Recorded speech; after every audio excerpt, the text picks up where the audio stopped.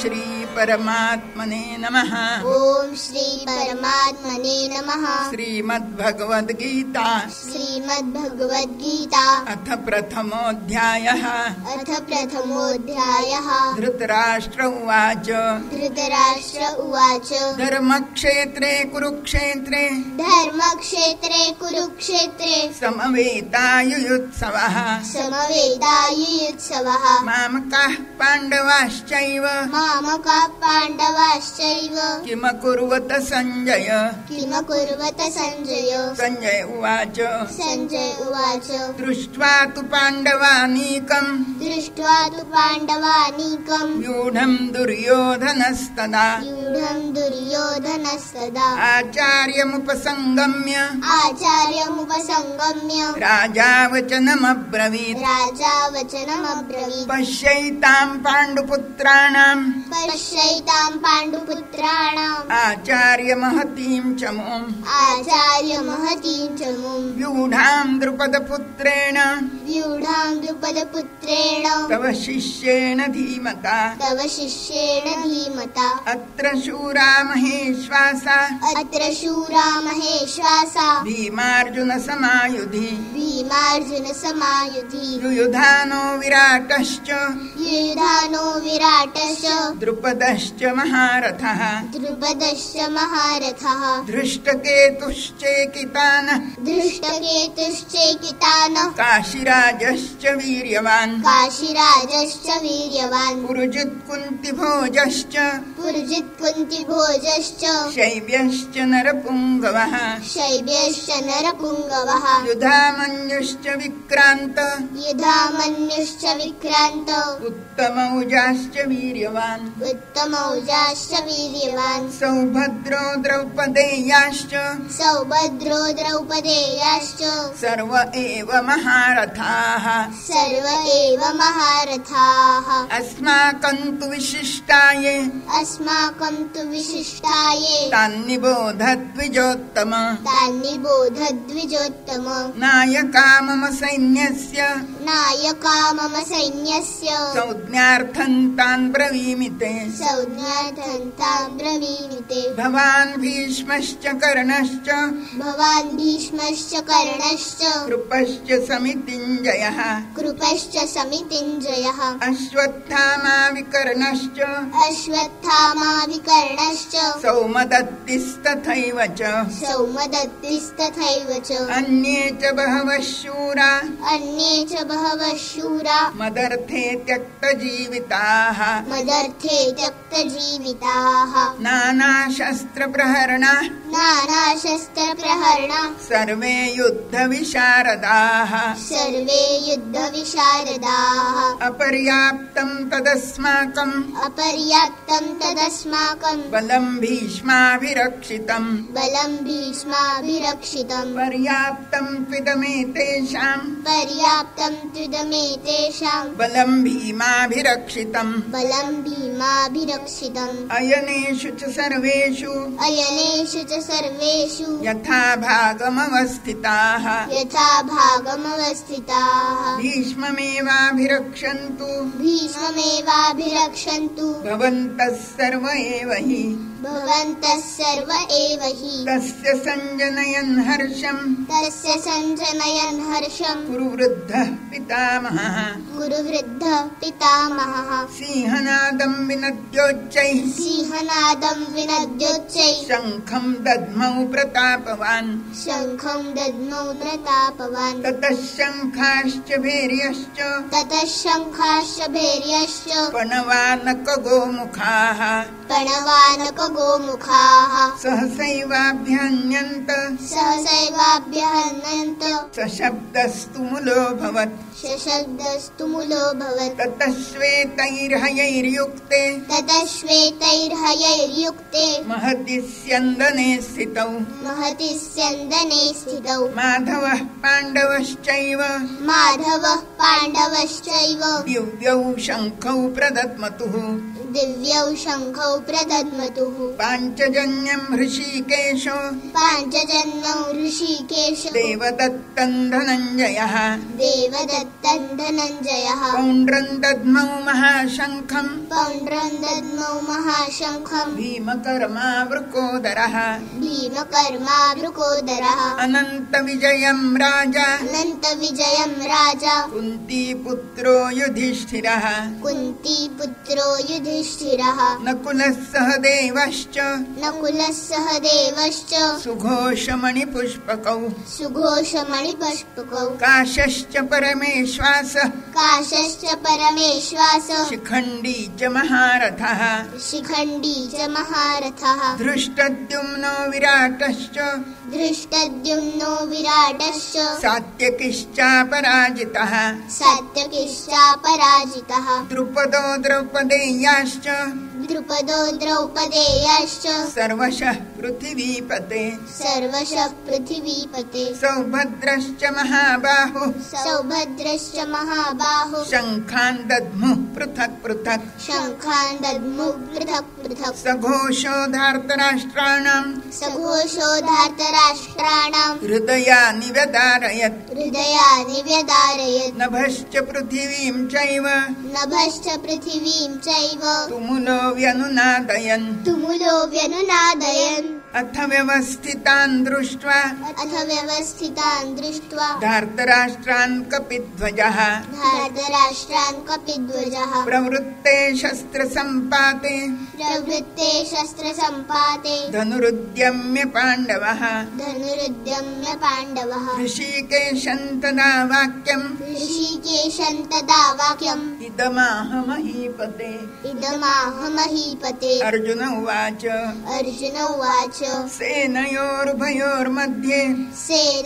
सेनयोरुभयोर्मध्ये रथं स्थापयमेच्युत रथं स्थापयमेच्युत यावदेतान् निरीक्षेऽहम् यावदेतान् निरीक्षेऽहं योद्धुकामानवस्थितान् योद्धुकामानवस्थितान् कैर्मया सह योद्धव्यम् कैर्मया सह योद्धव्यम् अस्मिन् रणसमुद्यमे अस्मिन् रणसमुद्यमे योत्स्यमानानवेक्षेऽहम् योत्स्यमानानवेक्षेऽहं य एतेऽत्र समागताः य एतेऽत्र समागताः धार्तराष्ट्रस्य दुर्बुद्धिर् धार्तराष्ट्रस्य दुर्बुद्धेर् युद्धे प्रियचिकीर्षवः युद्धे प्रियचिकीर्षवः सञ्जय उवाच सञ्जय उवाच एवमुक्तो ऋषिकेशो एवमुक्तो ऋषिकेशो गुडाकेशेन भारत गुडाकेशेन भारत सेनयोरुभयोर्मध्ये सेनयोरुभयोर्मध्ये स्थापयित्वा रथोत्तमम् स्थापयित्वा रथोत्तमम् भीष्मद्रोणप्रमुखतः भीष्मद्रोणप्रमुखतः सर्वेषां च महीक्षिताम् सर्वेषां च महीक्षिताम् उवाच पार्थ पश्यैतान् उवाच पार्थ पश्यैतान् समवेतान् कुरूनिति समवेतान् कुरूनिति तत्रापश्य स्थितान् पार्थः तत्रापश्य स्थितान् पार्थः पितॄनथ पितामहान् पितॄनथ पितामहान् आचार्यान् मातुलान् भ्रातॄन् आचार्यान् मातुलान् भ्रातॄन् पुत्रान् पौत्रान् सख्युंस्तथा पुत्रान् पौत्रान् सखैस्तथा श्वशुरान् सुहृदश्चैव श्वशुरान् सुहृदश्चैव सेनयोरुभयोरपि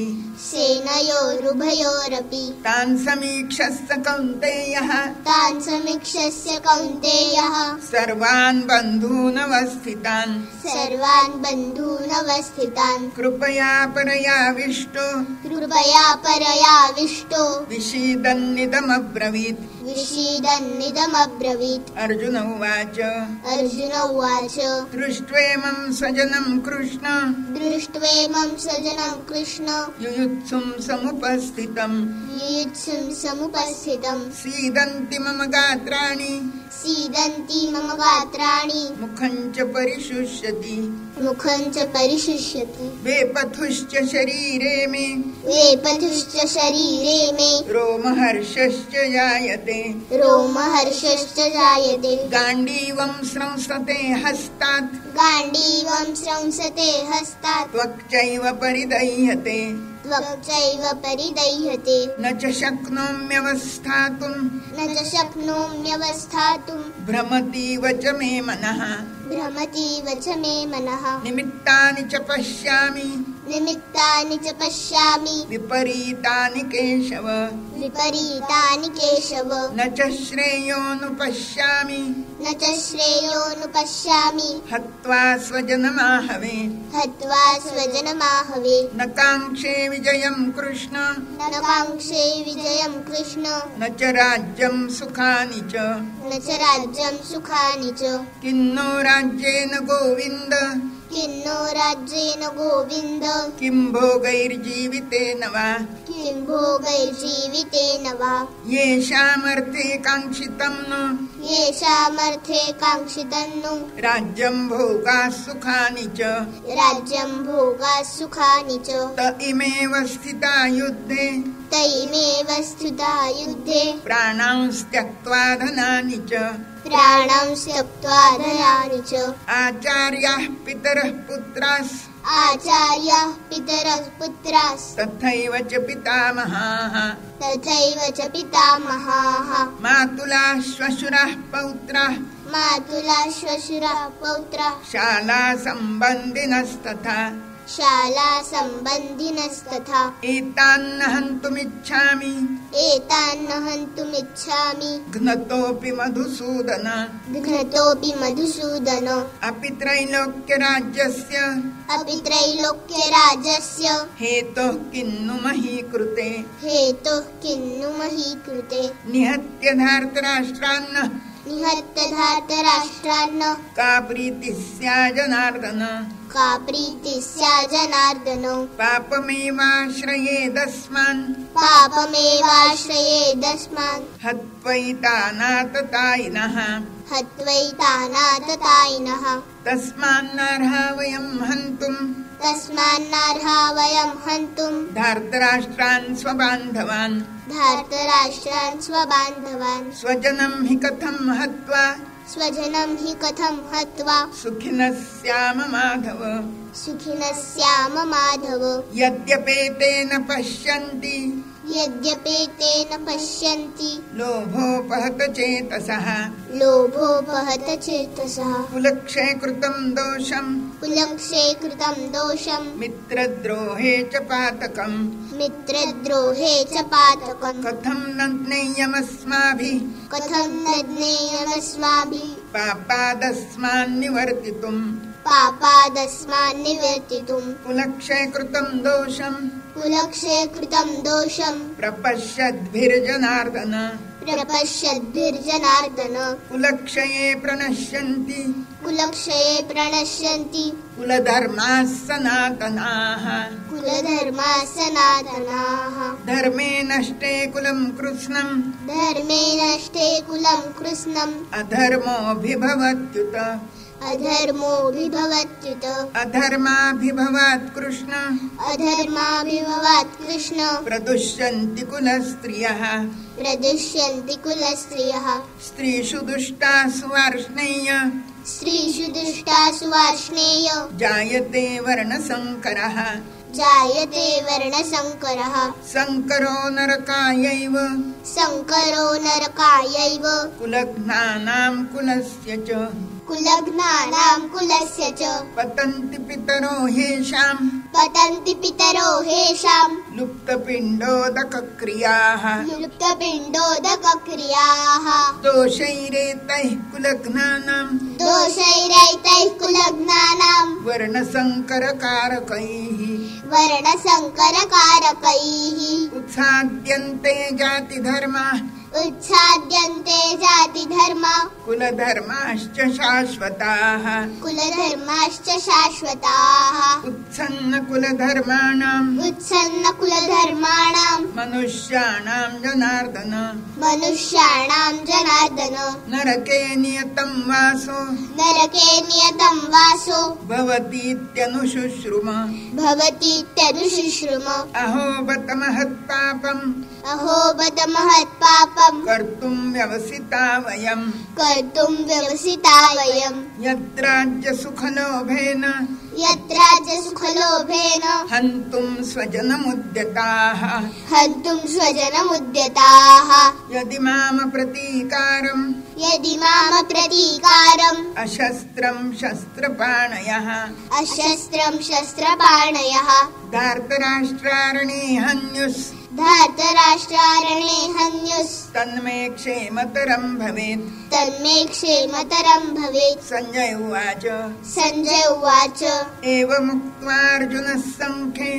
एवमुक्त्वार्जुनः सङ्ख्ये रथोपस्थौपाविशत् रथोपस्थौपाविशत् विसृज्य सशरं चापं विसृज्य सशरं शापं शोकसंविघ्नमानसः शोकसंविघ्नमानसः ॐ तत्सदिति ॐ तत्सदिति श्रीमद्भगवद्गीतासु श्रीमद्भगवद्गीतासु उपनिषत्सु उपनिषत्सु ब्रह्मविद्यायां ब्रह्मविद्यायां योगशास्त्रे योगशास्त्रे श्रीकृष्णार्जुनसंवादे श्रीकृष्णार्जुनसंवादे अर्जुनविषादयोगो नाम